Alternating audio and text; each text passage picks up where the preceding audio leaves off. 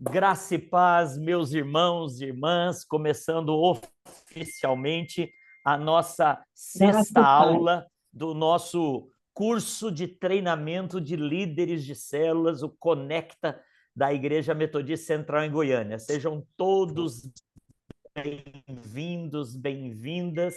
Que alegria estarmos juntos e que bênção saber que cada um aqui se preparou para esse momento e agora juntos a gente vai crescer no conhecimento de Deus. Que bênção! Com a palavra, a pastora, futura reverenda Rose Senra. Não Amém. abriu, pastora. Agora foi, né? Graça e paz. O pastor diz futura reverenda, porque amanhã eu vou fazer uma prova, o exame da Ordem Presbiteral da Igreja Metodista. Então, eu peço que esteja em oração por mim. São 4 horas de prova. Provavelmente, geralmente, acontece de ser umas 17 laudas. Então, conto aí com as orações dos irmãos para ser uma reverenda, uma presbítera na Igreja Metodista. Vamos orar para nós iniciarmos este tempo. Pai querido, nós te agradecemos por esse momento, te agradecemos por esta semana, te agradecemos pelo teu cuidado, te louvamos pela oportunidade de aprendermos do Senhor, de sermos capacitados para viver o teu chamado sobre as nossas vidas e sermos inspirados a Deus, porque o Senhor é o Deus que nos inspira, é o Deus que multiplica, é o Deus que transborda. E hoje, Pai, nós queremos aprender a sermos multiplicadores de tudo que o Senhor tem derramado e ministrado sobre as nossas vidas. Fale aos nossos corações de uma maneira transbordante, em nome de Jesus. Amém e amém. Amém, Queridos, amém. na última aula eu falei sobre o testemunho pessoal e de que é importante nós escrevermos o nosso testemunho de forma que a gente consiga falar ele depois, posteriormente, em mais ou menos 5 minutos. Se você tiver que contar o seu testemunho de uma forma rápida para alguém, como que você vai contar? Então, essa forma de estruturar antes, você já saber escrever antes, já te ajuda e facilita no seu evangelismo. Essa é uma tarefa que não é para entregar ou para ser avaliada por mim, mas é uma tarefa para você já fazer e exercer. Se tiver dúvidas, se ficou bom, se não ficou, se quiser entender se tá bom aquela estrutura, se não tá, pode mandar tanto para mim ou para o pastor, que nós damos o feedback e te ajudamos. Mas se você fez e entendeu que tá tudo certo, é isso aí. Não é algo que nós vamos avaliar, mas é importante você já ter em mãos esse testemunho pessoal. Nós teremos aí futuras aulas presenciais e práticas. Quem sabe, né? Você vai usar o seu testemunho pessoal, não sabemos. Então, por isso que é importante nós termos já em mãos. Sem contar que já te desafia a exercer esse ministério, já se posicionar como evangelista e aprender a evangelizar. O testemunho pessoal, ele é para isso. Eu já tinha feito meu testemunho pessoal há algum tempo, tinha dado 3 folhas. Não dava para falar em 5 minutos, mas treinar e reescrever e falar foi dando essa base para conseguir falar daquilo que Deus fez na minha vida, a transformação que Ele operou de uma forma mais rápida quando necessário e de uma forma mais profunda quando necessário também. Então, é um exercício para você fazer, para você praticar, não para ser avaliado. Tudo certo? Bem. Dúvidas? Alguém tem dúvidas sobre? Alguém teve dificuldade de fazer esse testemunho? Olha, o silêncio é bom sinal que todo mundo foi tranquilo. Alguém fez esse testemunho pessoal e quer trazer um pequeno testemunho de como que foi fazer esse testemunho? Falar de como que foi essa experiência para você? Amém? Amém, então, né, pastor? O pessoal tá caladinho. Eu acho que porque é online, quando é presencial, eles conversam até. Amém, amém. Mas que bom, então fica aí o desafio, queridos irmãos e irmãs, de você se preparar para responder a razão da sua fé, segundo o apóstolo Pedro fala, né? Que bênção. Mas, queridos, falando da aula de hoje, a aula de hoje, eu preparei a aula, eu tenho um material aqui preparado, tá vendo? Tive tempo para preparar os slides. Quem tem preparado os nossos slides aqui é o nosso secretário, o Mastrella, aqui na Secretaria da Igreja, mas eu tive tempo de passar para ele fazer e a gente agora fazer bonitinho, como foram as 5 aulas até aqui. Mas hoje, o meu desafio para vocês é fazermos diferente. O que quer dizer isso? Eu não vou mostrar slide, eu não vou apresentar nenhum material esboço, e vocês vão produzir esse material. Como assim, pastor? Vocês vão anotar tudo o que eu falar e vocês vão mandar depois. Se quiser fazer num Word, transformar em PDF, se quiser fazer em PowerPoint, o jeito que você quiser. Se quiser mandar na mensagem do WhatsApp, mas você tem até quinta-feira que vem, às 19h29, para mandar esse material. E vai valer nota, tá? Vai valer ponto. Lembrando a você que a prova não é para provar você, mas é para provar a gente, para ver se o que a gente está explanando, transmitindo, está alcançando o propósito nosso de edificar vocês. Então, às vezes, aquele costume de sempre estar com o PowerPoint ali, com o PDF, com os slides, gera, às vezes, uma certa comodidade da minha parte. E isso pode acontecer no dia a dia da célula, né? Quando eu já estou acostumado a entrar num site e um pouquinho antes de começar a célula, eu pego o esboço de estudo para a célula e, às vezes, nem olho para ele e já vou ministrando. Tal. Então, às vezes, as circunstâncias promovem em nós algumas rotinas cotidianas que faz com que o processo fique prejudicado. Então, hoje, a aula, nós não teremos slides, você vai anotar tudo que você achar importante do que for dito aqui. Os textos, as comparações, as referências, e você vai produzir um esboço, você vai produzir um resumo, uma memória do que foi dito aqui. Se você quiser dividir em pontos, se você quiser destacar, fica a seu critério. E você vai mandar para nós até a próxima aula. E aí, então, já fica um alerta, né? Porque se alguém deixar para pegar o link depois, por exemplo, hoje algumas pessoas pediram o link da aula passada e assistiram a aula, contou presença. Agora, quem deixar para assistir essa aula quinta-feira que vem, 5h30 da tarde, talvez não dê tempo de produzir esse material. Detalhe, não precisa de inteligência artificial para corrigir gramática, ortografia, português, nada, tá? Que a gente consegue perceber quando a inteligência artificial, ChatGPT ajudou. E também não é para fazer em grupo. Então, você tem 2 pessoas aqui nesse link do meu lado aqui, então todo mundo aqui participando, com alguns casais, tudo, todos devem fazer o seu, tá? A Simone está pedindo para repetir, eu vou repetir.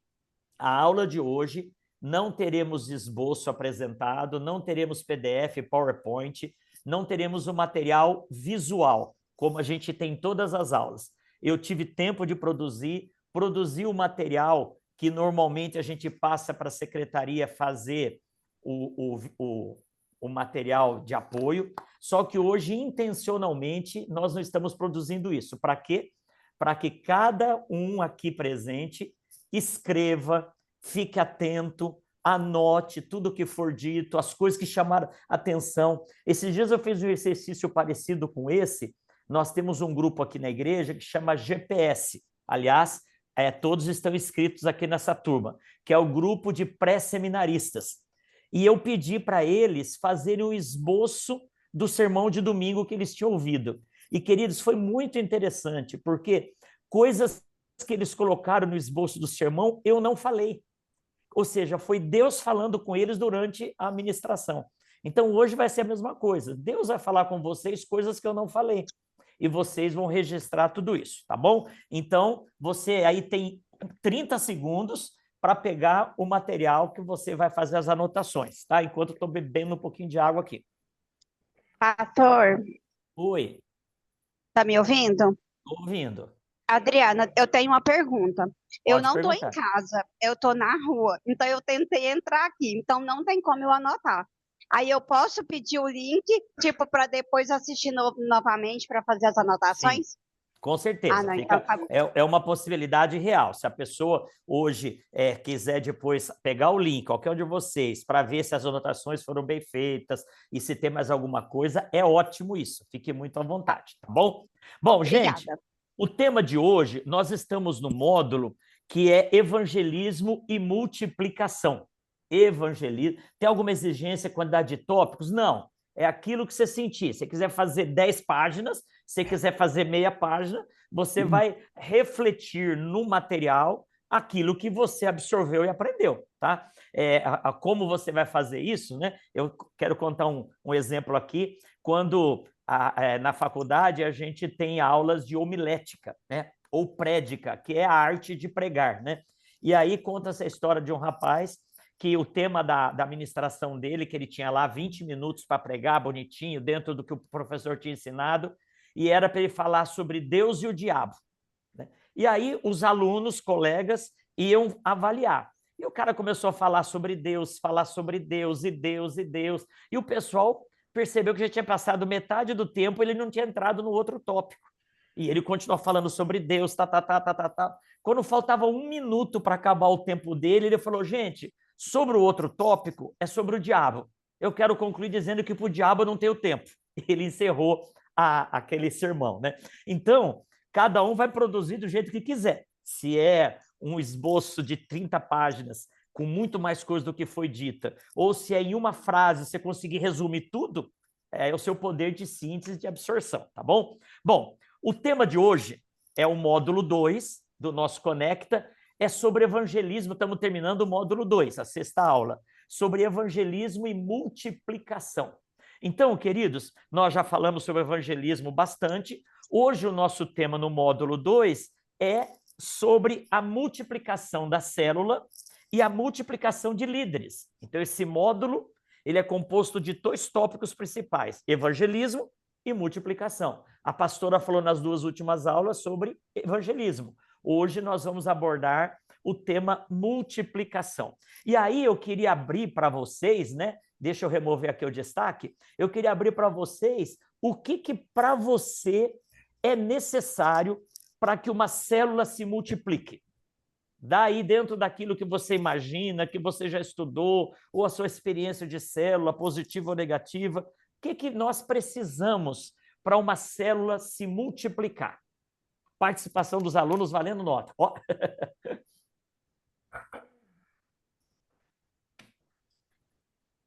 Ação por novas vidas se achegando. Então, segundo a Adriana, é o evangelismo.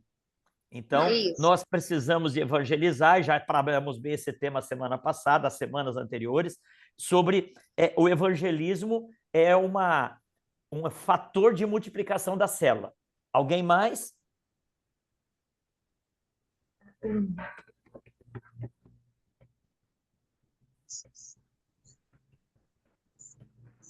Lemuel quer falar? Você abriu e fechou, Lemuel. Você arrependeu?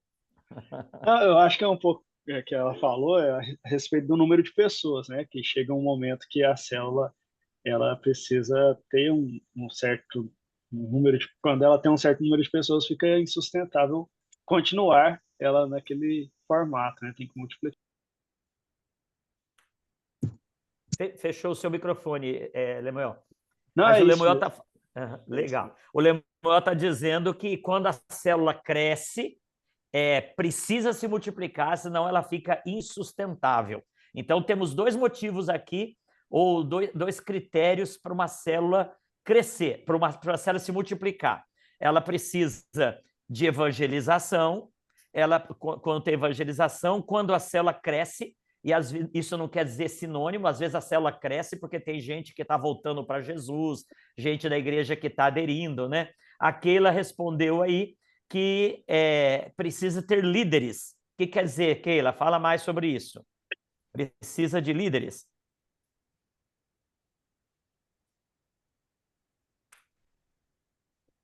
Tá sem microfone. Então precisa de líderes com microfone. Tá bom. Queridos, eu quero convidar vocês para abrirem a Bíblia de vocês lá no livro de Gênesis, capítulo 30. E eu quero olhar para um processo de multiplicação. A Ana falou crescimento da célula e de líderes capacitados e comprometidos. A Mariluza falou pessoas engajadas e comprometidas em querer a expansão, expandir, né? Mais pessoas. A Keila falou que aceite o desafio de pastorear pessoas, ou seja, multiplicar líderes, né? Então, legal. Esses são aí as possibilidades ou os motivos pelos quais uma célula se multiplica. Gênesis capítulo 30, e aí é importante você pegar sua Bíblia, um livro, uma aula sobre com igreja, a Bíblia é o nosso livro-texto, né? Então é importante você sempre estar com ela à mão. E se você está acostumado a ler no aplicativo, agora usando o celular fica mais complicado. Gênesis capítulo 30, eu quero recomendar para vocês a leitura desse livro aqui, olha, As Varas da Multiplicação, do pastor Danilo Figueira. Pastor Danilo Figueira, ele já esteve conosco em congressos regionais lá em Brasília, nos moldes desse que nós vamos ter a semana que vem, que é o Conexão 316, e a igreja, a comunidade evangélica lá de Ribeirão Preto é uma bênção, uma grande igreja multiplicadora. E ele escreve esse livro falando sobre as varas da multiplicação, uma chave eficaz para o crescimento quantitativo e qualitativo da igreja. Então, se você quiser adquirir, eu recomendo a leitura dele. Eu já li faz algum tempo, fiz muitas anotações, é um livro muito bom. E esse livro fala do tema que eu quero ler com você aqui agora. Gênesis capítulo 30, verso 25. Vou ler. Tendo Raquel dado à luz a José, disse Jacó a Labão: permite-me que eu volte ao meu lugar e à minha terra. Dá-me as mulheres e meus filhos, pelos quais eu te servi, e partirei, pois tu sabes quanto e de que maneira te servi. Labão lhe respondeu: ache eu mercê diante de ti, fica comigo. Tenho experimentado que o Senhor me abençoou por amor de ti. E disse ainda: fixa o teu salário, que eu te pagarei. Disse-lhe Jacó: tu sabes como te venho servindo e como cuidei do teu gado, porque o pouco que tinhas antes da minha vinda foi aumentado grandemente, e o Senhor te abençoou por meu trabalho. Agora, pois, quando hei de eu trabalhar também por minha casa? Então Labão lhe perguntou: que te darei? Respondeu Jacó: nada me darás. Tornarei a apacentar e a guardar o teu rebanho, se me fizeres isso. Passarei hoje por todo o teu rebanho, separando dele os salpicados e malhados, e todos os negros entre os cordeiros, e os malhados e salpicados entre as cabras. Será isso o meu salário? Assim responderá por mim a minha justiça, no dia de amanhã, quando vieres ver o meu salário diante de ti. O que não for salpicado e malhado entre as cabras, e negro entre as ovelhas, esse, se for achado comigo, será tido por furtado. Disse Labão: pois sim, seja conforme a tua palavra. Mas, naquele mesmo dia, separou Labão os bodes listados e malhados, e todas as cabras salpicadas e malhadas, todos os que tinham alguma brancura, e todos os negros entre os cordeiros, e os passou às mãos dos seus filhos, e pôs a distância de 3 dias de jornada entre si e Jacó. E Jacó apacentava o restante dos rebanhos de Labão. Tomou então Jacó varas verdes de álamo, de aveleira e de plátano, e lhes removeu a casca em riscas abertas, deixando aparecer a brancura das varas, as quais, assim escorchadas, né, esgarçadas, pôs ele em frente do rebanho, nos canais de água e nos bebedouros, aonde os rebanhos vinham para descendentar-se, e conceberam quando vinham a beber. E concebia o rebanho diante das varas, e as ovelhas davam crias listadas, salpicadas e malhadas. Então separou Jacó os cordeiros e virou o rebanho para o lado dos listados e dos pretos e dos rebanhos de Labão, e pôs o seu rebanho à parte e não juntou com o rebanho de Labão. E todas as vezes que concebiam as ovelhas fortes, punha Jacó as varas à vista do rebanho nos canais de água, para que concebessem diante das varas. Porém, quando o rebanho era fraco, não as punha. Assim, as fracas eram de Labão e as fortes de Jacó. E o homem se tornou mais e mais rico. Teve muitos rebanhos e servos, camelos e jumentos. Até o verso 43 é o tema que eu quero explorar com vocês aqui. Queridos, essa história é um tanto quanto sui generis. Você pode pesquisar em tudo quanto é exegeta, comentário bíblico. Não existe explicação científica para isso que Jacó fez. Às vezes a gente fala, não existe. Né? O que ele fez? Ele, você sabe, ele trabalhou 7 anos para se casar com a Raquel. Quando chegou a hora de casar, a história conta que o sogro Labão enganou ele e deu a filha mais velha, que era a Lia. E aí ele se casou com a Lia, e aí ele trabalhou mais 7 anos para poder ter o direito adquirido de se casar com a Raquel. Então ele trabalhou 14 anos, e ele trabalhou quase 20 anos para o sogro. Teve 11 filhos, até aqui ele tinha 11 filhos, e aí ele fala assim, sogro, eu estou precisando trabalhar para mim agora. Eu estou fazendo você crescer, você ficar mais rico, né? No verso 30 fala, o Senhor te abençoou por causa do meu trabalho. Agora está na hora de eu tirar a minha parte da coisa. Aí o sogro falou, não quero que você fique comigo, fixe um salário aí que eu vou pagar para você. Falou, não vou fazer salário não, porque você pôs salário fixo. Se tiver um ano que o rebanho não crescer muito, vão falar que eu abusei do meu sogro.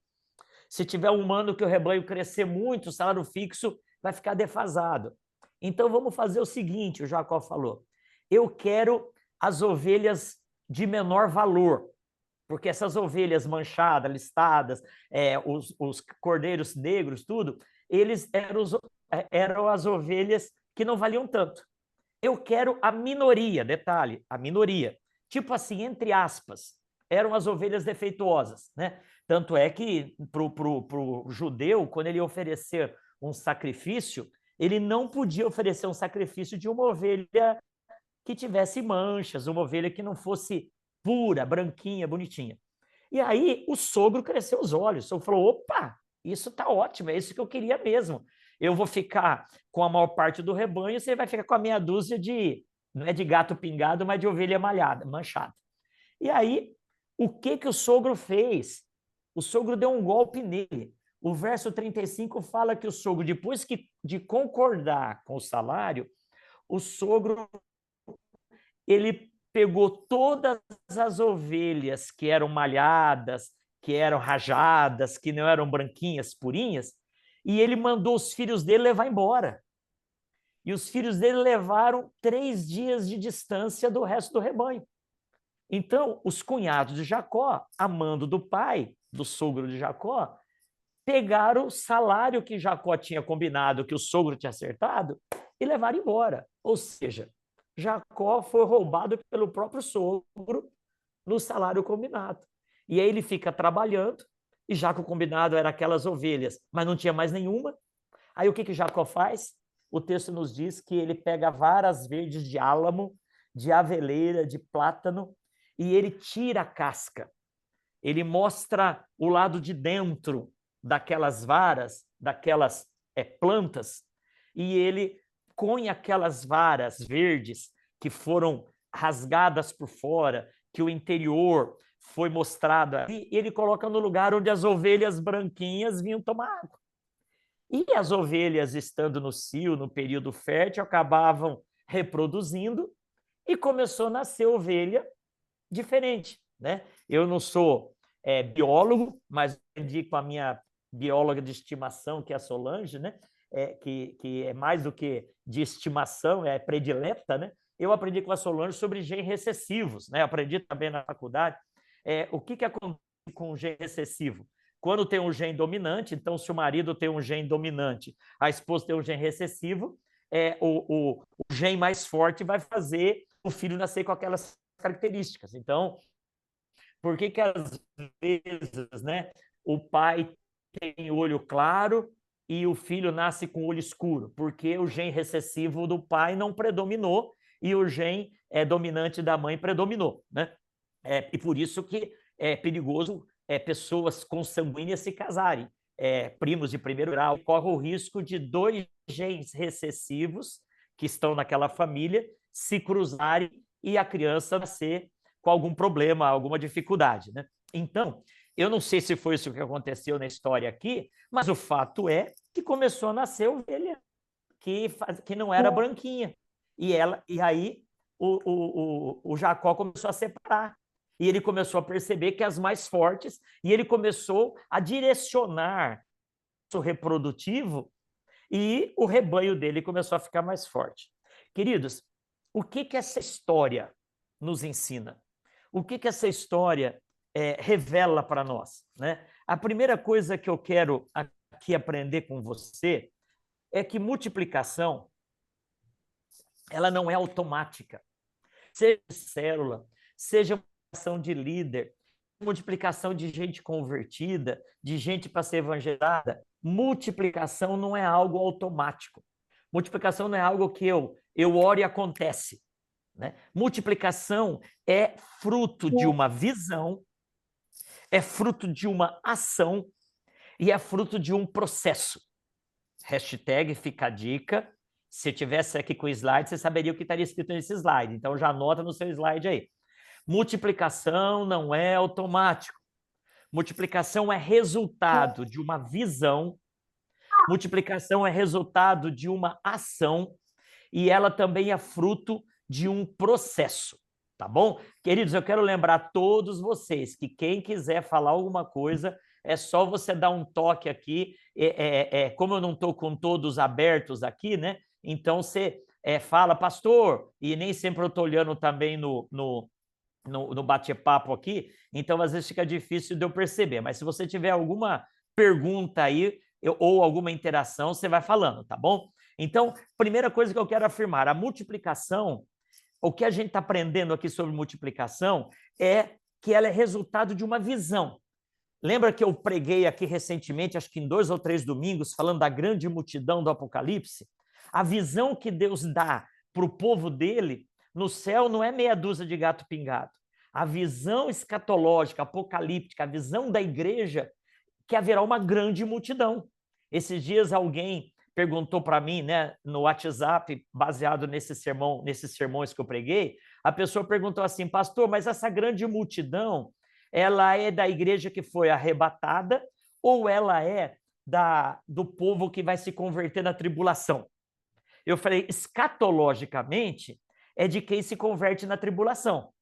Agora, para pensar, se na tribulação, que são 7 anos, vai haver uma grande multidão, você imagina nos 2000 anos de história, onde não há perseguição.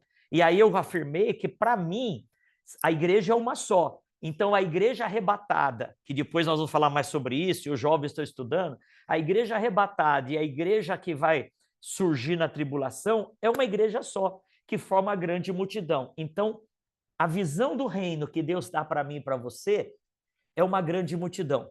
Não é uma visão de uma igreja com 1000 células, não é uma visão de uma igreja que arrecada X milhares de reais por mês, é uma visão de uma grande multidão. Nós temos uma visão. Agora, essa visão gera uma ação, porque não basta eu ficar olhando para aquilo e ficar crendo que Deus vai fazer um milagre sem a minha participação. Então, a visão gera uma missão.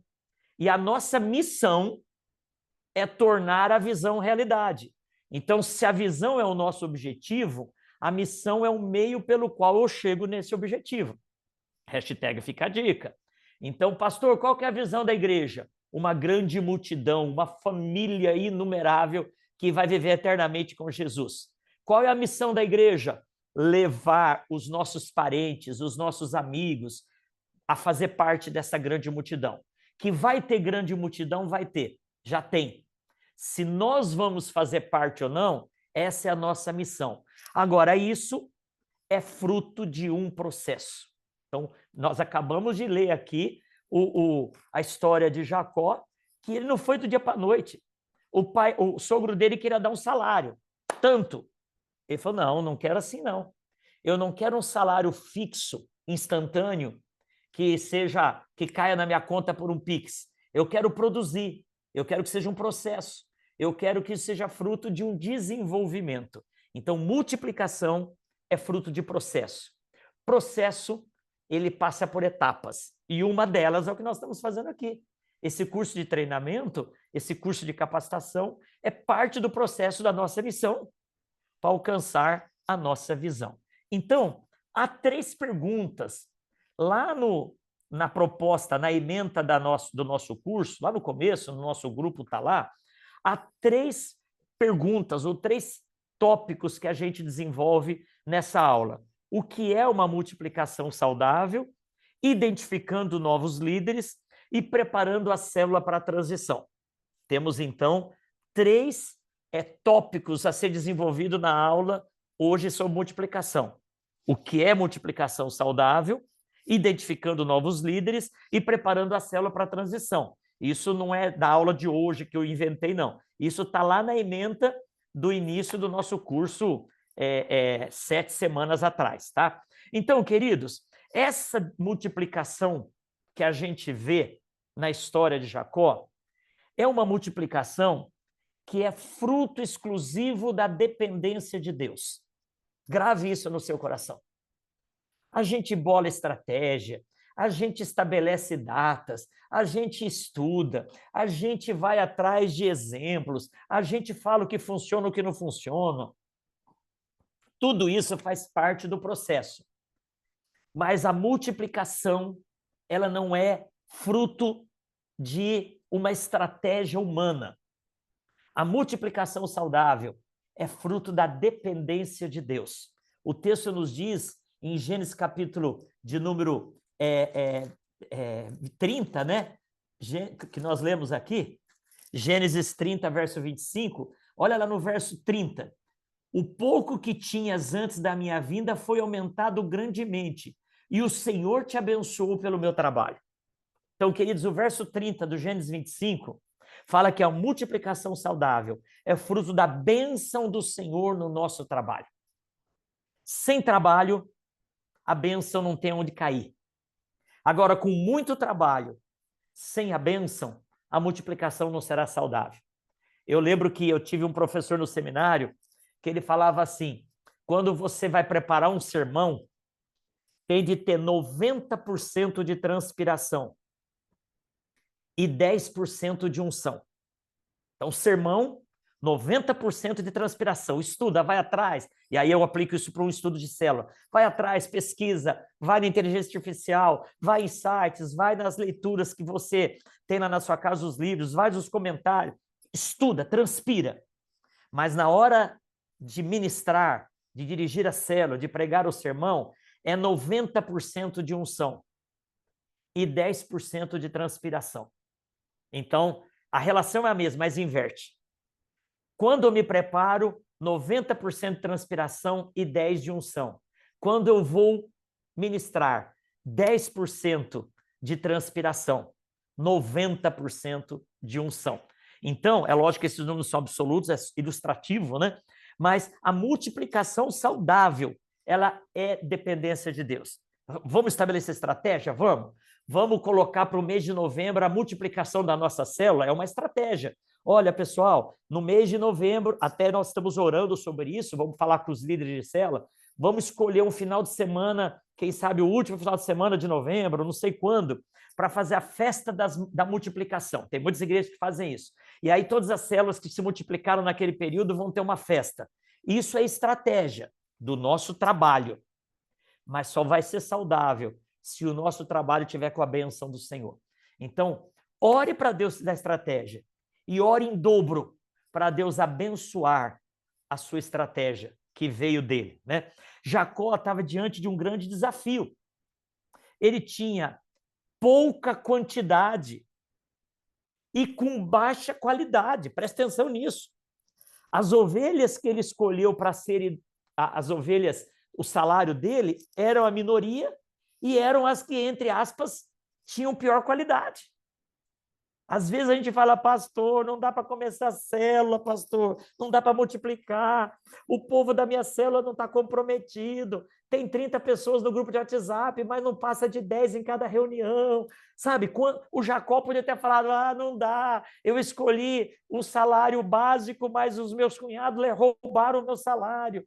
Ele não desistiu, ele não chutou o balde. Então, Jacó, para nós, é exemplo desse desafio. E eu e você, como líder experiente, a gente precisa entender que as ovelhas comuns, elas se multiplicam mais facilmente, porque elas estão em quantidade. E aí, o que eu preciso fazer? Eu preciso ir atrás daquele que é diferente. Porque, queridos, alguém já disse que Deus escolhe os improváveis. As ovelhas manchadas eram as improváveis. E foi essa que Jacó escolheu para ter uma multiplicação saudável. Olha para os seus líderes de célula. Aquele camarada que se acha bom, que é crente antigo, que, pode me escolher o que eu faço. Eu não estou falando que ele não tem chance, não. Mas Jesus escolheu 12 discípulos que ninguém tinha escolhido antes. Preste atenção nesse detalhe. Aquele tempo, quando um pai queria que o filho fosse alguém voltado para a Torá, para a lei. Sabe o que o pai fazia? O pai ensinava, colocava num cursinho de 2º grau, né, preparatório, melhor, para o filho passar numa excelente faculdade. E o filho que não conseguisse ser escolhido por um mestre, por um rabino famoso, lembra que o apóstolo Paulo fala que ele aprendeu aos pés do rabino Gamaliel, que era um dos caras mais requisitados da época. Jesus escolheu 12 que tinham sido dispensados na peneira. Sabe, todo menino quer ser jogador de futebol, né? Eu fiz uma peneira lá na Ponte Preta, em Campinas, joguei no Dente de Leite, mas chegou numa hora que eu fui dispensado.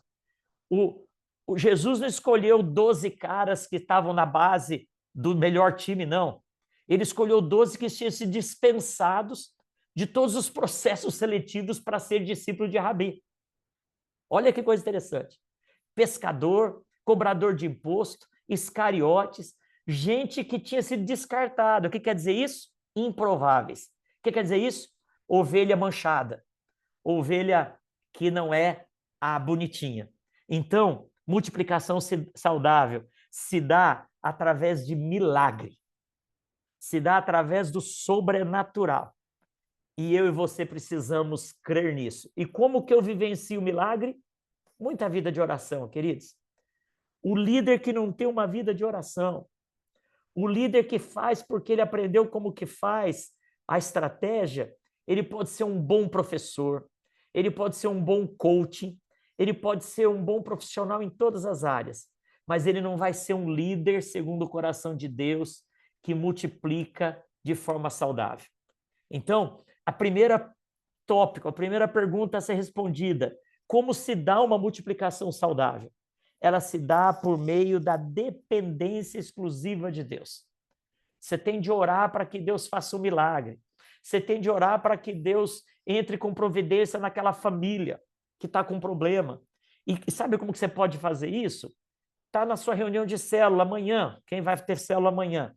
Aí você está lá e uma pessoa que é visitante ou que foi 2 vezes na célula pede oração pela mãe dela.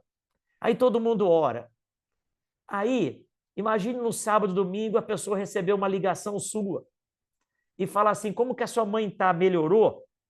A pessoa fala, caraca, esse negócio é de verdade, estão preocupados com a minha mãe. Olha, você não quer ir na igreja amanhã? Ou melhor, você quer ir na igreja amanhã? Que eu posso levar você lá no cenáculo de oração antes de começar o culto e nós vamos orar pela sua mãe no ministério de oração. Percebe? Aí, o que eu estou falando? Trabalho. Então, Deus abençoa o trabalho.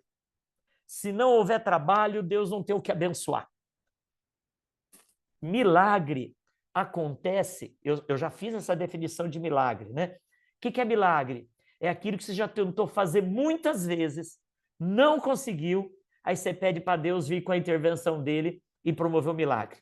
É ir além do natural, fazer o sobrenatural. Agora, se você não fez a sua parte, o milagre vai ficar mais complicado. Se você não trabalhou, se Jacó ficasse com o pé para cima lá na rede, provavelmente o rebanho do sogro dele não teria se multiplicado e ele não poderia crescer como ele cresceu. Perguntas até aqui? Dúvidas?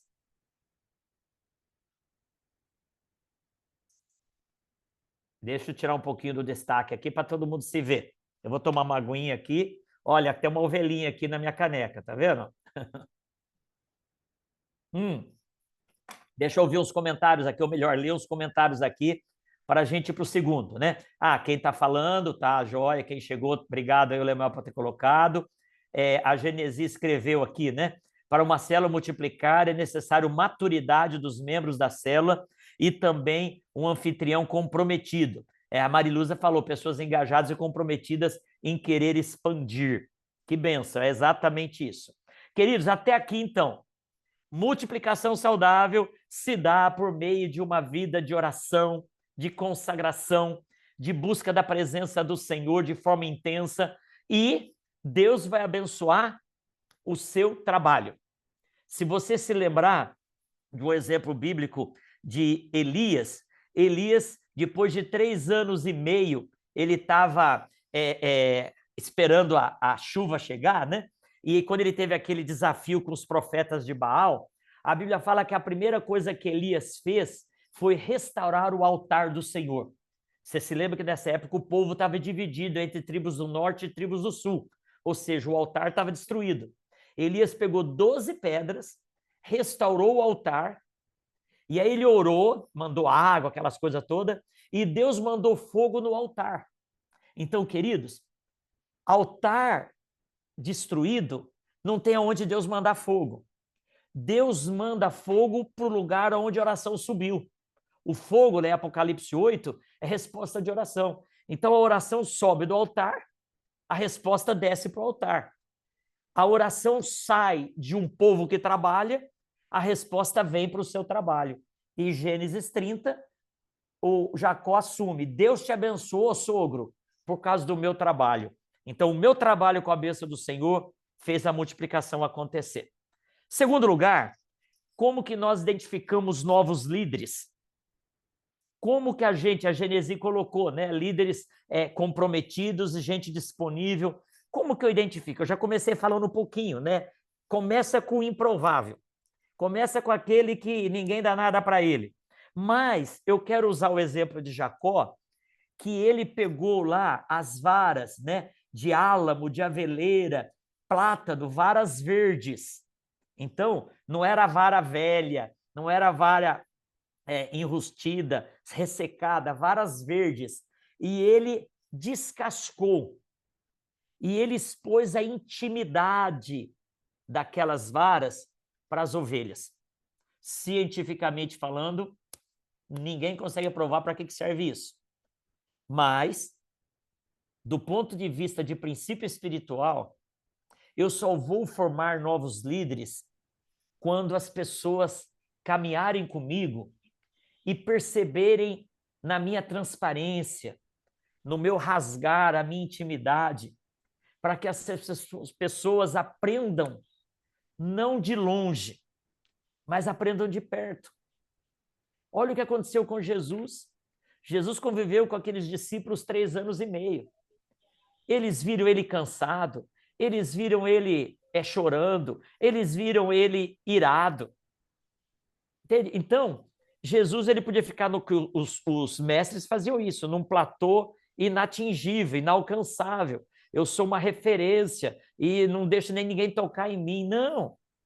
Ele tocava nos doentes e não estava preocupado que ia se contaminar, ele sabia que ele ia contagiar as pessoas com o poder de Deus. Ele investia tempo naqueles que ninguém dava bola. Então, queridos, esse texto me diz que as ovelhas se multiplicaram quando aquelas plantas foram expostas para elas, quando aquelas plantas foram colocadas no lugar da água, no lugar que elas matavam a sede, elas estavam vendo a vida daquelas varas de uma forma não de casca, mas com conteúdo. Você só vai reproduzir líderes, você só vai multiplicar líderes, você só vai conseguir pastorear e discipular pessoas quando as pessoas te conhecerem, quando as pessoas souberem as dificuldades que você enfrenta. Esses tempos atrás, alguém falou para mim que eu me expunha muito no púlpito, às vezes falando das coisas erradas, às vezes falando das minhas fragilidades, falando às vezes da minha esposa. E eu falei assim, é o erro as pessoas acharem que eu sou o super-herói. As minhas filhas brincam que depois que eu estou ficando velho, eu estou chorando à toa. Eu falo, não, eu choro por coisa que tem valor. E às vezes o líder é alguém que se mostra ser um super-homem, uma super-mulher. Eu me lembro quando era criança, e a geração do meu pai foi educada assim, o meu pai falava uma linguagem bem chula, né? Mas todo mundo vai entender. Ele falava, não dá para brincar com criança, porque brincar com criança, a gente amanhece mijado. Ou seja, o meu pai ele mantinha uma distância, porque ele falava, não pode mostrar os dentes para a criança que depois abusa. Eu nunca vi o meu pai pedir perdão para minha mãe. Eu vi os dois brigados, às vezes uma semana sem conversar um com o outro, depois vi os dois de boa.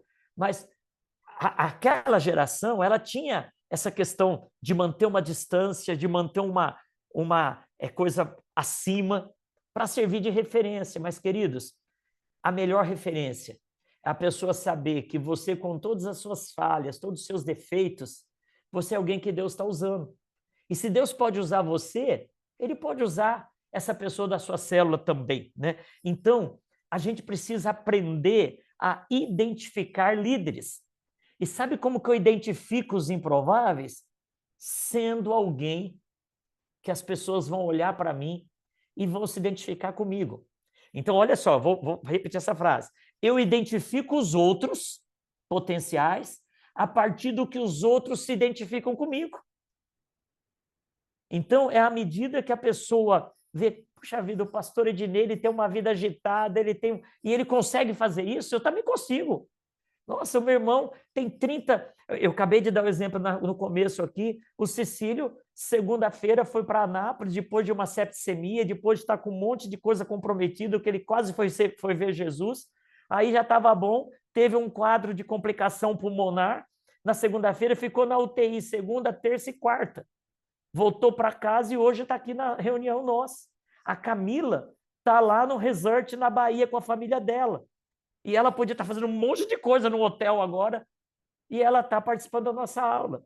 Então, quando a pessoa vê esse tipo de transparência, quando ela vê quem a gente é, outro dia alguém falou, quando eu falo que eu preciso aprender muito sobre o trânsito, às vezes a pessoa fala, eu vou seguir esse pastor que às vezes o trânsito faz besteira, eu estou mostrando que eu sou, não estou disfarçando.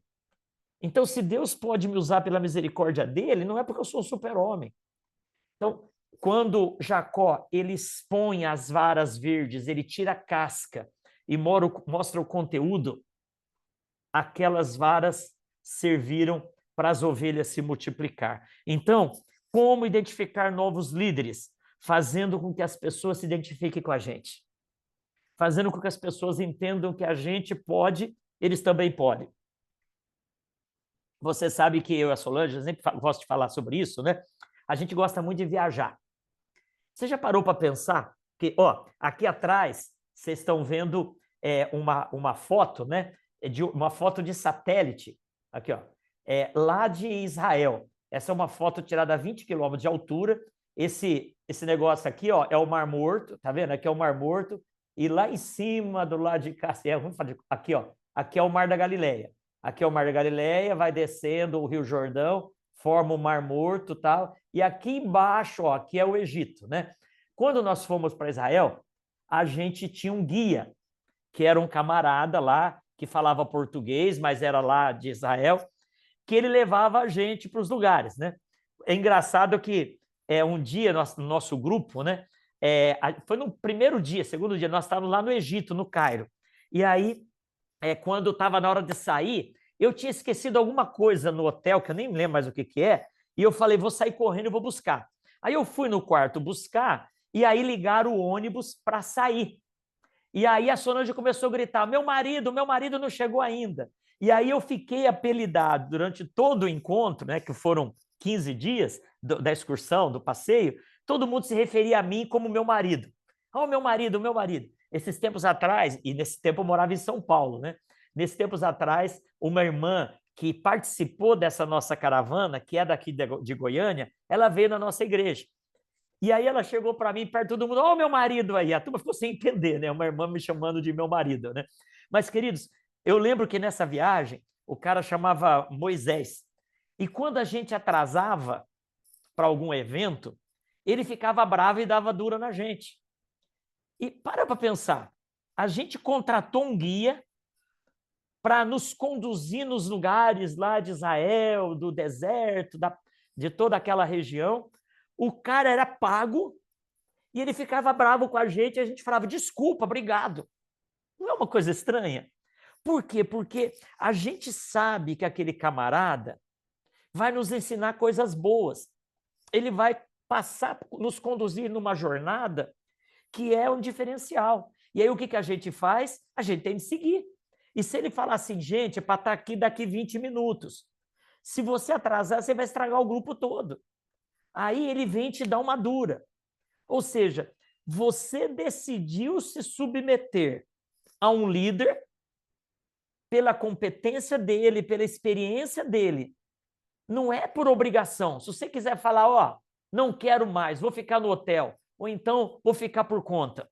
Eu lembro que ele tinha uma bandeira amarela, que era, no lugar que tinha muita gente, ele levantava a bandeira amarela e o nosso grupo sabia que o nosso líder estava lá e todo mundo ia para lá. E ele falava o que tinha acontecido, o que tinha biblicamente naquele lugar, ele dava as dicas. Por exemplo, nós estávamos lá na época que nós fomos, estava numa época mais ou menos como é hoje, lá de guerra, né? E tinha a tal da intifada, que os palestinos lá eles tacavam pedra na turma, era uma guerra de pedras. E eles tacaram uma pedra no vidro do ônibus que nós estávamos e quebrou bem no lugar onde a Solange estava, assim. A gente ficou tranquilo, porque o cara era um guia que já ligou para o exército, a polícia chegou lá, tudo.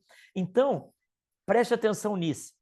Você é um líder de célula, não porque as pessoas têm obrigação de te seguir, mas porque você tem experiência, porque você sabe um pouquinho mais do que eles, e eles fazem questão de se submeter a você, porque você vai ensiná-los. Lembra que está aqui na placa, aqui fora no nosso mural da igreja, que discipulado quando pessoas com uma certa experiência e ensina aquelas que têm menos experiência sobre a vida com Jesus. Agora, preste atenção em algo que eu vou te falar. O discipulado, Deus não depende de pessoas perfeitas.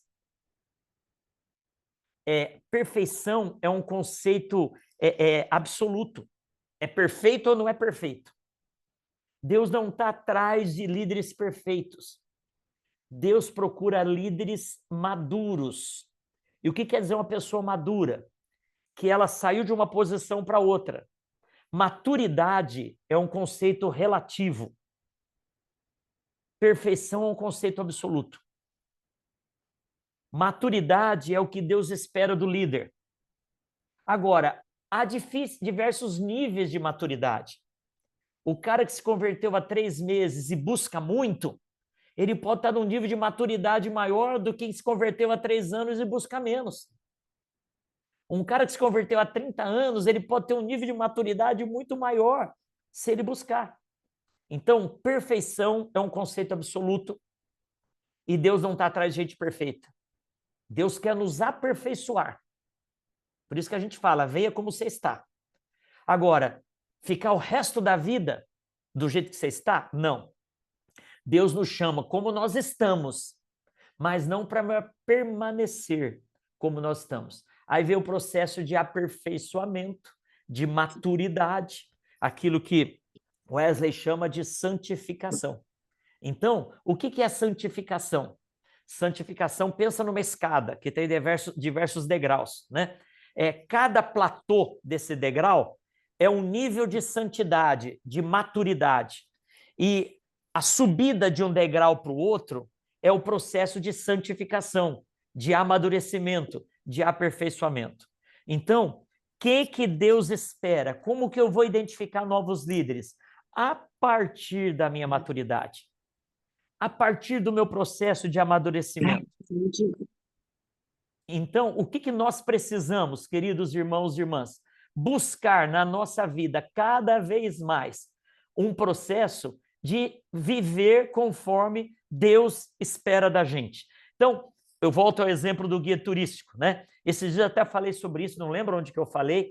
Qual é a diferença de uma pessoa que vende uma passagem? Você vai numa agência de turismo, você vai comprar uma passagem lá, eu não sei como que a Camila fez aí o pacote, mas você vai lá na CVC, na Azul Viagem, na Latam, não sei aonde, você vai lá e compra uma passagem, um pacote para ir passear, né? Agora, no meio do ano, eu e a Solange fomos para João Pessoa, de férias, né? O que acontece? A pessoa que está lá atrás do computador, ela mostra as fotos, ela fala o que ela ouviu falar do hotel. Olha, eu já indiquei esse hotel para um monte de gente, a turma falou que é muito bom.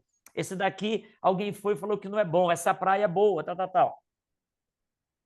Esse é a pessoa agente de viagem. Ela vende a passagem, ela vende o pacote. Agora, o guia é aquele camarada que vive lá. E ele sabe os melhores lugares porque ele já experimentou. Então, o crente, o líder, ele não pode ser somente um agente de viagem. Ele precisa ser um guia de turismo, como o que nós tivemos como fomos para Israel. Ele sabe os lugares porque ele já viveu, ele vive ali, ele já andou por ali, ele sabe tudo, porque ele é alguém que vive naquela realidade. Ele não está ali só para vender um pacote. Então, identificando líderes é o desafio que eu e você enfrentamos. Pergunta. Pastor, uma dúvida que ficou aqui. Simone. Quando o senhor falou desse guia turístico lá de Israel, o senhor... Vocês já tinham fechado o pacote, todo mundo, o grupo. Vocês todos não sabiam do horário que tinham que estar lá para encontrar com ele? Sabia. Aí ele brigava quem chegava atrasado. Ele não estava na razão? Vocês 100%. Não tinham que dar testemunho cumprindo? Com certeza. Não, o que eu quis dizer, eu quis valorizar o guia nesse meu exemplo. Eu quis dizer, Simone, que... pensei que o senhor estava falando que ele estava errado. Não, desculpa, então não me fiz entender. Eu quis, com o exemplo, valorizar o guia. Aí o que eu quero dizer, valorizar você como líder. Entendeu? Porque entendi agora. Às vezes a gente fala assim, não, eu sou voluntário. Não, eu era voluntário, eu paguei o pacote. Mas se eu paguei para o camarada, eu tenho que submeter a ele. Entendeu? Então, o meu xará Ednei, ele é gerente de posto. E ele querendo ou não, ele tem de submeter ao dono do posto, porque ele não é voluntário, ele é empregado. Agora, na igreja, na célula, como que funciona isso? Porque a pessoa, sabe aquele negócio assim? Falta 15 minutos para começar a célula, a pessoa manda um recado, não vai dar para ir hoje. E às vezes essa pessoa você está contando com ela para um monte de coisa. Então, o guia de turismo, para nós, ele é um exemplo de um líder que nós nos submetemos a ele por decisão voluntária. Não é porque a gente tem obrigação, ele não paga salário para nós, né? Então, o êxito da viagem, às vezes o camarada vai enquadrar um Ednei que estava indisciplinado e ele está fazendo certo. Então, você, líder, não é porque você não é chefe de ninguém, você é um líder. E se for preciso, você vai ter de chamar a responsabilidade. Pastor, mas a pessoa vai ficar chateada. O que nós vamos fazer? Nós vamos deixar uma maçã podre estragar toda a cesta só porque ela, se você apertar um pouquinho, ela espana? Não, a gente tem que ter sabedoria para saber discernir até onde a gente morde, até onde a gente assopra, né? Mas esse é um processo que, como que a gente identifica um líder? Sendo um líder. A pessoa vai se identificar com a gente. E, queridos, à medida que você encontrar pessoas na sua célula quando você for um líder, você que ainda não é, essas pessoas vão trabalhar mais de perto com você. Sabe, lembra da história de Jesus? Jesus tinha uma célula de 12, mas ele tinha 3 que ele pastoreava mais diretamente. Ele amava todos iguais, ele se preocupava com todos, mas tinha 3 que ele levava para o Monte da Transfiguração, tinha 3 que ele levava para o Monte Getsêmani, que é o Pedro, Tiago e o João. Então, na nossa célula, nós precisamos ter pessoas que a gente vai olhar e falar, é improvável, mas eu vou investir nessa pessoa, eu vou cuidar dela para que ela reproduza aquilo que ela está vendo em mim. E quem é líder de célula aqui sabe disso. Queridos, uma célula com mais de 15 pessoas, ou eu vou me desgastar muito, ou eu não vou fazer um bom discipulado, um bom pastoreio. Por quê? Porque eu não dou conta, eu trabalho, eu estudo, eu tenho família, eu tenho um monte de coisa para resolver, e eu vou cuidar de 30 pessoas? Não dou conta. Por isso que nós estamos com esse grupo de 80 pessoas sendo preparadas para multiplicar. Nós temos 40 células aproximadamente, um pouquinho menos. Se a gente conseguir, desse grupo de 80, multiplicar aqui 20 líderes, olha como nós vamos chegar no final do ano com uma igreja muito bem cuidada. Deixa eu contar um segredo para vocês que eu já falei em outros momentos. Antes da gente ter células como nós temos hoje, queridos, o meu gabinete aqui era impossível. Às vezes a pessoa ligava aqui na recepção, demorava 2 semanas para marcar o horário, de tanta gente que tinha para atender. Teve uma época que eu falei para a secretaria, olha, gente de fora, que não é da igreja, é no máximo 3 por semana, porque senão eu acabo não dando conta dos membros da igreja. Hoje, com as nossas células, com os nossos líderes de excelência, o meu gabinete diminuiu a dinâmica. Por quê? Porque os líderes estão fazendo um pastoreio que, quando não tinha célula como tem hoje, caía tudo sob a responsabilidade do pastor. Então, olha esse ano. Esse ano nós estamos com a pastora Rose, graças a Deus, num processo de gravidez, que às vezes ela não passa bem, então a dinâmica de trabalho dela nesses dias está tendo se adequada. Nós perdemos 33% do time pastoral com a ida do pastor Ramilson para Rondonópolis, graças a Deus por isso. E a igreja continuou vivendo e crescendo. Por quê? Porque tem vocês. Porque tem líderes que estão sendo formados e que estão fazendo o trabalho pastoral de pastorear, fazendo essa grande multidão crescer em nome de Jesus. Amém? Faltam 18 minutos para a nossa aula. Eu quero ir, então, para o último tópico, para a gente depois concluir, né? Como que eu preparo a célula para multiplicação, para transição? Então, nós conversamos sobre o que é uma célula saudável, né? A gente como que se multiplica, como que é uma multiplicação saudável. Falamos sobre como treinar líderes, identificar líderes, e agora eu queria pensar, para a gente concluir, numa célula em transição. O que é uma célula? Quais são as características de uma célula em transição? O texto que nós lemos do Jacó, o texto fala que ele continuava. Se você olhar no texto lá, né, no verso de número 39, o rebanho concebia diante das varas e as ovelhas davam crias listadas, salpicadas e malhadas. O Jacó separava os cordeirinhos e ele virava o rebanho para o outro lado, colocava mais as varas lá e fazia o processo. Então, como nós dissemos, a multiplicação ela é um processo. E esse processo se dá através de conduzir as pessoas para essa maturidade. Querido, olha para as pessoas da sua célula. Ou melhor, como aqui líderes em treinamento, eu vou falar diferente. Olha para a sua vida. Você se vê crescendo? Você se vê um crente mais maduro do que o começo desse ano? Às vezes eu faço algumas perguntas que você já conhece, os meus jargões, né? E um deles eu falo, você está crente? E eu pergunto, você está mais crente do que ontem? Você já teve mais crente em algum momento da sua vida do que você está hoje? E como é gostoso ouvir as pessoas falando, pastor, então na melhor fase da minha crentice, né? do fato da minha espiritualidade. Porque se é um processo de amadurecimento, eu não posso, cada problema que acontecer, voltar para o primeiro degrau. Não, estou subindo. Deu uma escorregadinha, eu caí um degrau. Volto a subir. Eu não posso voltar lá para a base de novo. Essa é uma estratégia do diabo. O diabo quer que a gente, sempre quando der uma escorregada ou estiver cansado, a gente volte lá para o início da escada. E nós não devemos fazer isso. Escorregou, foi uma semana ruim, não esmoreça. Não deixa o inimigo falar que não tem jeito mesmo, que agora você está perdido e que você não consegue se libertar desse pecado, não. Ah, pastor, eu fiquei 8 meses vivendo uma vida de santidade. Semana passada eu escorreguei. Aí o diabo quer que você vá lá para o fundo. Não, retoma. O texto está dizendo que as varas, elas eram expostas, elas ficavam branquinhas por dentro, sabe? Vida de santidade, querido. Nós precisamos ter uma vida que a maturidade vai se mostrando, vai se manifestando numa vida de santidade. Aquilo que antigamente para mim não era problema, hoje eu já acho que não é tão bom, né? É um processo de purificação. Quanto mais a luz brilha, mais sujeirinha da minha roupa vai aparecendo. Então, lute por isso.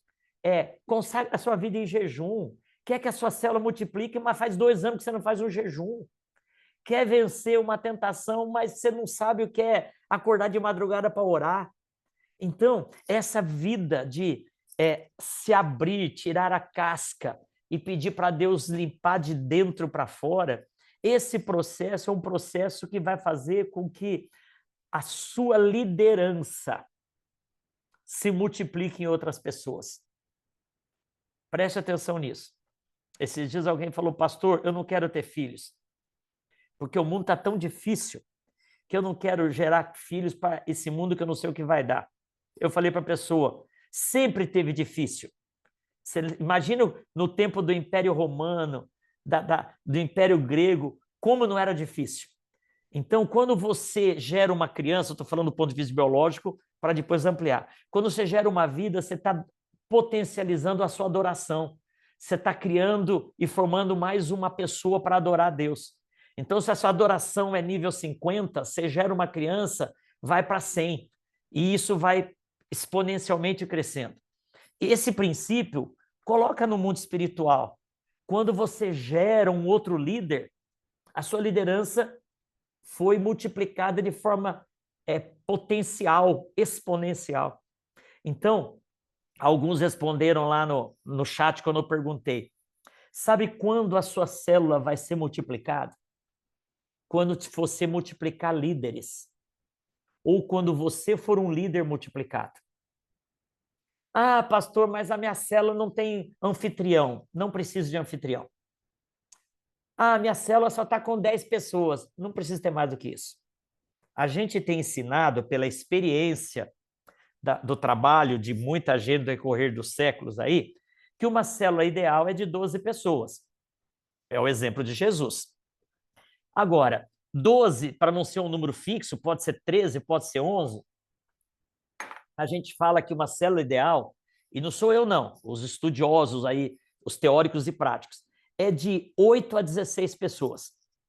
8 a 16. Vamos arredondar. 10 a 20. De 10 a 20 pessoas é uma célula ideal. Se você falar assim, pastor, nós estamos com 12 pessoas e eu tenho um líder preparado. Eu tenho aqui uma pessoa que eu discipulo, que eu trouxe para perto, que ela me conhece, que a gente caminha juntos, que nós estamos muito... E eu estou acompanhando o crescimento dela, pastor. Eu estou vendo essa pessoa tá com sangue nos olhos e faca no dente, no sentido de vontade de fazer. Pastor, mas a gente só tem 11 pessoas na célula. Se você tiver um líder multiplicado, se você for um líder multiplicado, essa célula já pode multiplicar. Então, multiplicação de célula não é para ter 200 células e ter números, não. É para a gente alcançar pessoas para a grande multidão. Essa é a nossa visão. E uma célula para multiplicar não é quando eu estou com 30 pessoas. Queridos, se a sua célula chegou nos 30, e nós temos exemplos da nossa igreja, mais do que uma célula, que agora não vou citar nomes, que chegou nos 30, estava bombando, e o líder não multiplicou líder. A célula estagnou e diminuiu. Então, o que precisa para uma célula fazer a transição? Não precisa ter 30 pessoas. Não precisa ter 15.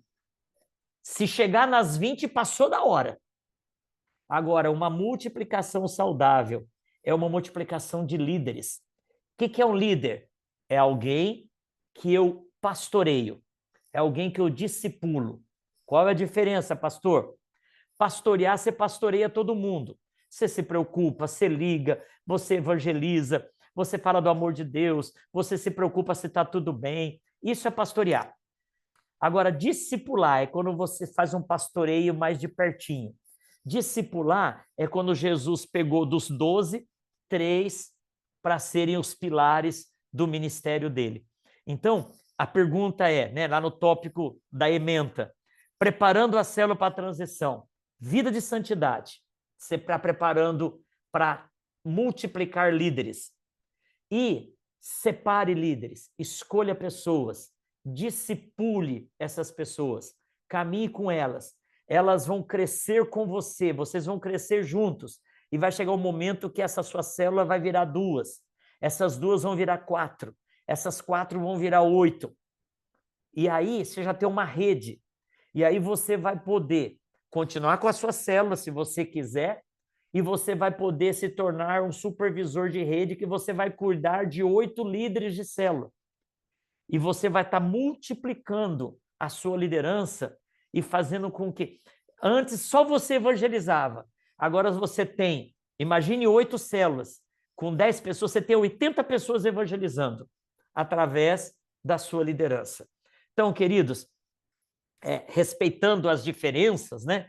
O que eu faço como pastor é exatamente isso. Hoje nós temos um grupo de líderes nesta igreja que pastoreia a igreja comigo. Por quê? Porque se fosse para eu fazer sozinho, eu não daria conta de pastorear 100 pessoas. Então, essa é a forma que a gente entende. Como que a célula vai fazer a transição para outra? Como vai multiplicar? Quando o líder viver vida de santidade. E quando o líder discipular, treinar outros líderes para que, de uma forma, pega essa pessoa, fulano, eu quero que você, semana que vem, dirija a palavra. Ó, tem um irmão que está no nosso grupo aqui, que é novo na igreja, foi batizado agora, é líder em treinamento. Amanhã ele vai dirigir a palavra na célula dele. Ele é líder em treinamento, o líder dele delegou para ele a responsabilidade. Esse irmão novo na fé, está chegando agora, foi batizado, uma bênção. Esse irmão ligou para mim falando sobre o tema que ele vai falar. E ele queria que eu ajudasse tirando dúvidas. Eu mandei diversos áudios para ele. Quer dizer, esse camarada já está sendo treinado para ser um líder. Pastor, mas ele não tem nenhum ano de convertido. A maturidade não é por tempo. A maturidade vem por experiência com Jesus. Para terminar, eu gostaria de falar e citar como exemplo, eu vou remover o destaque aqui, citar como exemplo, eu não vou me deter, mas eu só vou citar a multiplicação dos pães. Quando os discípulos... Você lembra da história? Se você quiser, procura lá no YouTube, tem todos os sermões que eu preguei sobre isso. Mas quando tem aquela grande multidão e os discípulos falam assim, nós não temos pães e peixes para alimentar essa multidão. Aí o texto nos diz que Jesus falou, o que vocês têm? Queridos, se Jesus multiplicar nada, vai ser um monte de nada. 0 vezes 0 é 0. Qualquer número elevado, multiplicado por 0 é 0. Jesus não quer multiplicar o nosso nada. Ele quer multiplicar o que nós temos. Por isso que ele pergunta, o que você tem? Aí você responde, eu não tenho tempo, eu não tenho liderança, eu não sou um líder, eu não tenho experiência, eu não tenho uma família estabilizada. Jesus não está perguntando o que você não tem. Ele está perguntando o que você tem. Ah, eu só tenho vontade. Pronto, não precisa mais nada. Eu só tenho 3 pães e 2 peixes. Pronto! Aliás, nem era dos discípulos. Era do rapazinho lá. Então, queridos, eu concluo dizendo isso, né? Jesus, ele quer multiplicar os recursos que a gente tem, não o que a gente não tem. E se você parar para pensar, tem algumas coisas que Deus ainda não fez na sua vida, aparentemente. Tem algumas orações que ele ainda não respondeu, aparentemente. Agora, para pensar em tudo que ele já te deu, a começar da vida, da salvação eterna. Então, às vezes, a gente fica focado no que a gente não tem. E a gente esquece de consagrar o que a gente tem. O pouco que a gente tem é o tudo que Deus precisa para multiplicar. Pastor, eu não sei falar, eu não sei liderar, eu sou tímido. Deus não quer saber o que você não tem. Ele quer multiplicar o que você tem, colocado nas mãos dele, e você vai ser um líder segundo o coração dele. E os seus filhos, os seus pais, os seus parentes mais chegados vão fazer parte da grande multidão. Seus colegas de trabalho, seus irmãos em Cristo, nós vamos fazer parte dessa grande multidão. É isso que Deus tem para nós. Pergunta, faltam 5 minutos para terminar a nossa aula e eu quero concluir dando a oportunidade de você abrir a sua câmera para a gente tirar aquela foto legal e você tirar sua dúvida. Algum comentário? Pastor, só tirar uma dúvida. Lá quando o senhor estava falando sobre identificar os novos líderes, aí eu não sei se eu não entendi muito bem, mas eu queria que o senhor explicasse. O senhor falou que nós temos que identificar os líderes de acordo com a nossa maturidade ou enxergar neles a maturidade? A nossa vida, a nossa experiência vai encontrar pessoas imaturas, vai encontrar gente improvável, mas pela minha experiência, a partir de mim, que eu não valia nada, eu vou ver um potencial. Então, eu não tenho de encontrar gente que seja madura. Eu tenho de encontrar gente improvável. Porque se Deus me escolheu, eu sendo uma hora improvável, por que ele não vai escolher outros improváveis? Então, Lemuel, boa sua pergunta, mas eu respondo assim, a minha maturidade me dá discernimento de escolher gente que talvez esteja aquela ovelha cheia de carrapicho, aquela ovelha cheia de lã estragada, enosada. Por quê? Porque eu já passei por esse processo, eu sei que é possível. Então, ninguém é descartável no reino de Deus. Mas isso é fruto da minha maturidade, da minha experiência com Jesus, para que eu possa discernir isso. E olhar para aquela pessoa. Esses dias eu estava conversando com alguém no gabinete e a pessoa está num momento muito difícil, muito difícil. Mas, queridos, a minha maturidade me mostra que aquela pessoa tem um potencial, mas se eu levar em conta o que ela está vivendo e o que ela está sentindo, eu descarto ela. Mas se eu pensar no quem eu era e quem Deus me tornou, eu falo, se ele fez isso comigo, com essa pessoa, ele vai fazer muito mais. Amém? Amém. A Marina falou, é interessante comparar o título daquela série Os Improváveis. É verdade, é verdade. Simone. Senhor. Você quer falar alguma coisa? Não, o senhor está lendo pensamento agora?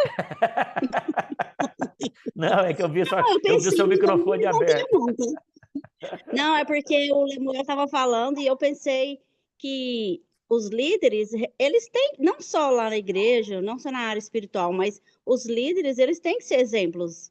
Eles têm que ser um referencial para os liderados. Porque, senão, como que eles vão confiar nas pessoas, nos líderes? Eu imagino que a maturidade tem que começar de nós mesmos, de nós líderes, né? Exatamente, exatamente. E é interessante, Simone, que o exemplo de Jacó, né? Que ele quais eram as referências das ovelhas? Eram as varas abertas, as varas sofridas, porque para pensar, não era uma vara bonitinha, não, era uma vara que tinha sido esgarçada, escorcheada, era uma vara que tinha sido exposta o seu interior. Essa era a referência das ovelhas. E isso fazia com que as ovelhas se multiplicassem inspiradas. Se é isso que gerou ovelha malhada, tudo biologicamente, eu não entendo disso, mas foi o milagre que Deus usou. Então, as ovelhas se multiplicavam baseadas na liderança. E onde que os líderes estavam? no caso as varas da multiplicação, no lugar que as ovelhas iam beber água. Então é no lugar que a pessoa mata a sede. Onde que as pessoas matam a sede? Na nossa célula. Onde as pessoas matam a sede? Aqui na igreja. Então, se o púlpito não for uma referência, se o professor da escola dominical não for uma vara, se o líder da célula não for uma vara esmagada, esmiuçada, transparente, o líder não vai se multiplicar de uma forma saudável. A ovelha não vai se multiplicar. Amém? Queridos irmãos e irmãs, nós vamos orar para terminar e quero relembrar que vocês têm uma semana para fazer uma memória, um esboço, aquilo que vocês ouviram, aquilo que Deus ministrou sem eu ter falado nada, ponham no papel e mandem para nós. O que eu vou fazer depois que a matéria terminar o prazo? Nós vamos postar esse material. Se houver, sem identificação, tá? Então, só você vai saber que aquele texto foi você que escreveu. Mas nós vamos postar no grupo para todo mundo ser edificado de uma forma ampla, né? Multiplicar o conhecimento, já que nós estamos querendo multiplicar tudo. Então, se você citar algum exemplo que te identifique, nós vamos omitir esse detalhe, né? Para que todos possam fazer com transparência, sem problema nenhum, tá bom? Olha o que o Anderson escreveu lá de Macuco: o improvável disposto a seguir, servir e se espelhar no líder. Esse é um líder em potencial. Bênção, bênção. Queridos, eu quero concluir orando, mas antes, vai abrindo a câmera aí para a gente tirar foto. Antes eu queria lembrar você do nosso Conexão 316. E eu tenho aqui uma novidade que saiu ontem. Vai começar sexta-feira que vem, portanto, daqui 8 dias, o Congresso Regional, aqui na nossa igreja. As pessoas estão se inscrevendo na região. Se você quiser entrar lá no site, eu mando para você se inscrever. E vai ser sexta-noite, sábado o dia todo, domingo. Nós vamos ter uma oficina falando sobre eventos pontes na célula. Vamos ter uma oficina falando sobre a vida de oração de um líder de célula. Então, queridos, vai ter muita coisa muito boa. Um pastor Breno, que é líder de rede de milhares de pessoas lá em BH, a bispa, o bispo Gilberto, o Carlinhos Senegal, vai ser uma grande bênção. Aí, o que eu quero falar para você? O ideal é você vir para almoçar junto, para você passar um tempo de comunhão fora daquele momento de ministração, você conhecer o povo da igreja, rever amigos, pastores. Então, o encontro, o congresso não acontece só na ministração, nos intervalos, na hora do coffee break. Mas se você falar, pastor, eu quero almoçar na minha casa, vai ficar mais caro para você, mas você tem essa opção. E aí você pode fazer inscrição com um valor diferente. Como que é a inscrição com valor diferente que eu vou pôr lá no grupo para você saber também, tá? Mas o que é o valor diferente? Se você falar assim, eu só vou participar das palestras, mas não vou tomar nenhuma refeição na igreja. É um direito que você tem. Aí, sabe quanto vai custar? Deixa eu vou pegar para falar certinho aqui, ó. Inscrições sem refeições, R$ 125. Você vai receber uma pulseirinha de uma cor específica, você vai participar de tudo, só não vai subir para o salão social, onde as refeições com sobremesa, com refrigerante, com tudo à vontade vai estar sendo servido. Se você quiser passar o dia do sábado, pastor, domingo eu não vou poder, sexta-feira eu tenho um compromisso, mas sábado eu quero passar o dia inteiro na igreja. Sábado de manhã vai ter culto, oficina, à tarde oficina, culto à noite. Vai custar R$ 165 com todas as refeições. Então, para você almoçar, jantar, coffee break, café da manhã no sábado, R$ 165, você pode se inscrever, tá bom? E se você quiser ficar sábado e domingo com tudo incluso, só perder a sexta-feira, eu vou trabalhar na sexta, eu não posso. De 280 cai para 225, tá bom? Então, só que essas inscrições com valor diferente tem de ser feito aqui na igreja. Então, manda um WhatsApp para a igreja, eu quero me inscrever em tal dia, com tal característica. Eu vou colocar essa mensagem lá no grupo, mas, queridos, eu preciso que você participe. Vai ser uma oportunidade que não tem sentido. Você que é um líder em treinamento, você que é líder de célula, não tem sentido você não participar desse congresso.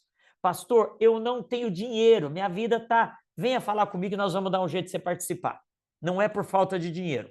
Talvez você precise aprender a fazer uma gestão melhor financeira, mas se você não tiver condição, a gente não vai te deixar fora. Se você vai poder abençoar alguém, você vai nos ajudar nisso em nome do Senhor Jesus. Amém? Dúvida? Então nós vamos orar. Feche os seus olhos aí, abra o seu coração.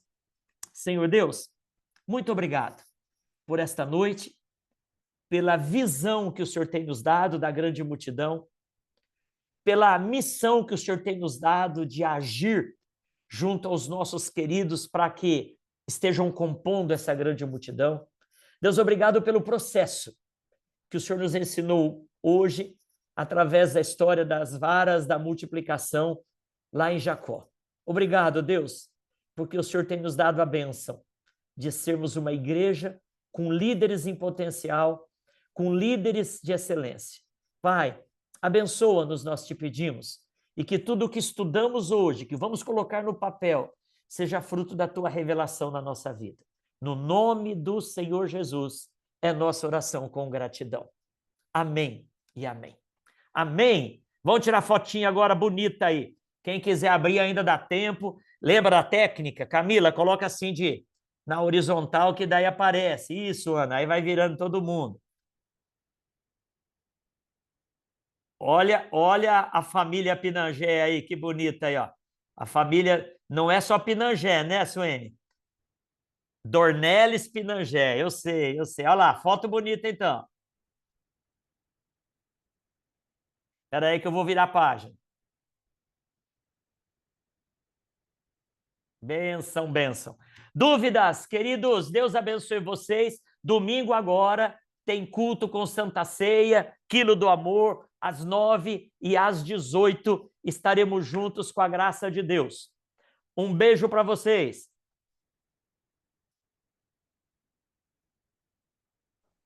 Vou falar agora. Tchau.